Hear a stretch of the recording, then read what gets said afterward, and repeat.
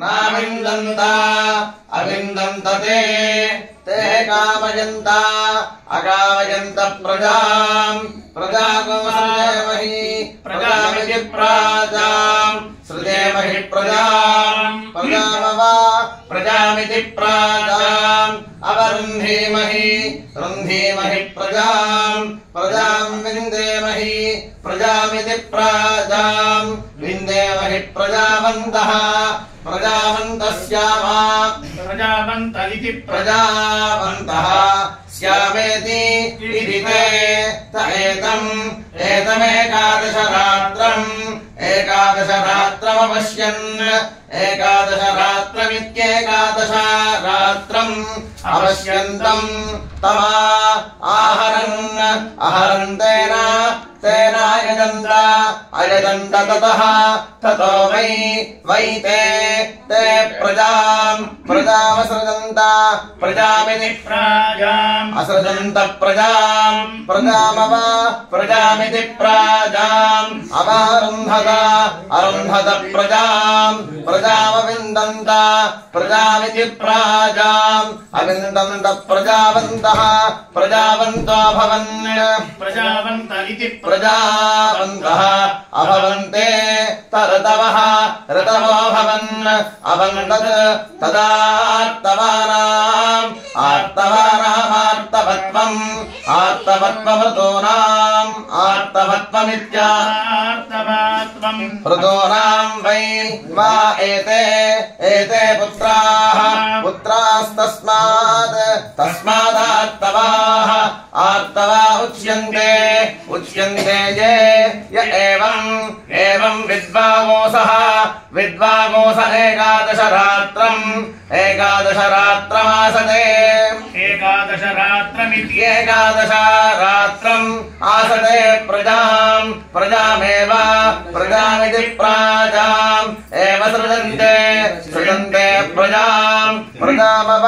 प्रजामिति प्राजाम् अवरुन्धते प्रजाम् विन्दन्ते प्रजामिति प्राजाम् विन्दन्ते प्रजावन्तः प्रजावन्तो भवन्ति प्रजावन्त इति प्रजावन्तः भवन्ति ज्योतिरधिरात्रः अधिरात्रो भवति अधिरात्र इत्यधिरात्रः भवति ज्योतिरेव पुरस्तात् तथते सुवर्गस्य लोकस्य सुवर्गस्येति सुवहागस्य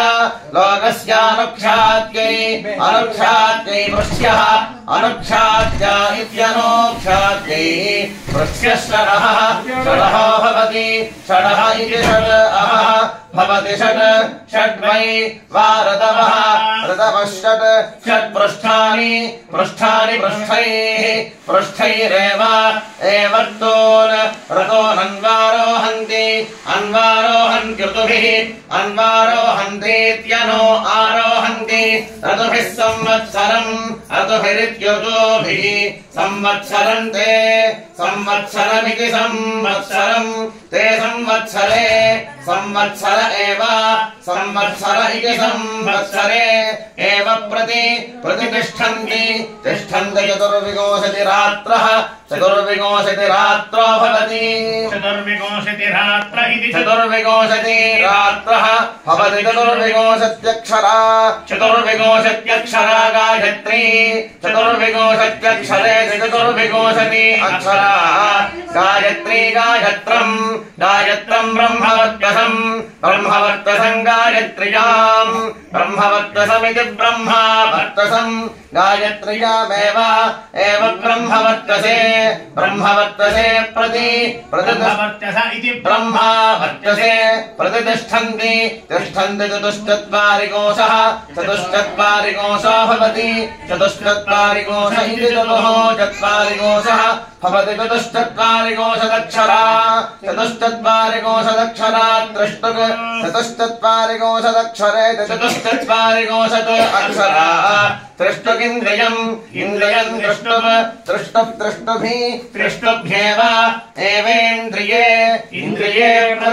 प्रतिष्ठन्ति तिष्ठन्त्यष्टाचत्वारिकोशः अष्टाचत्वारिकोशो भवति अष्टाचत्वारिकोश इत्यष्टाचत्वारिकोशः भवत्यष्टाचत्वारिकोशदक्षरा अष्टाचत्वारिकोशदक्षरा जगति अष्टाचत्वारिकोशदक्षरेत्यष्टाचत्वारिकोशदक्षराः जगति जागताः जागताः पशवः पशवो जगत्यामेव पशुषु प्रतिष्ठन्ति तिष्ठन्त्येकादशरात्रः एकादशरात्रो भवति एकादशरात्र इत्येकादश रात्रः भवति पञ्च वै ऋतवः आर्तवाः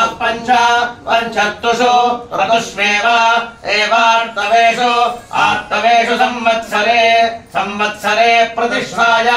संवत्सर इति संवत्सरे प्रतिष्ठाय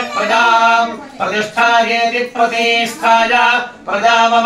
प्रजामिति प्राजाम् अवरुन्धते रुन्धतेति रात्रौ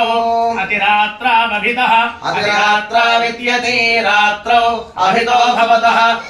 प्रजायै परिगृहीत्यै प्रजाया इति प्राजायै परिगृहीत्या इति परिगृहीत्यै महाभारतस्य प्रतिष्ठा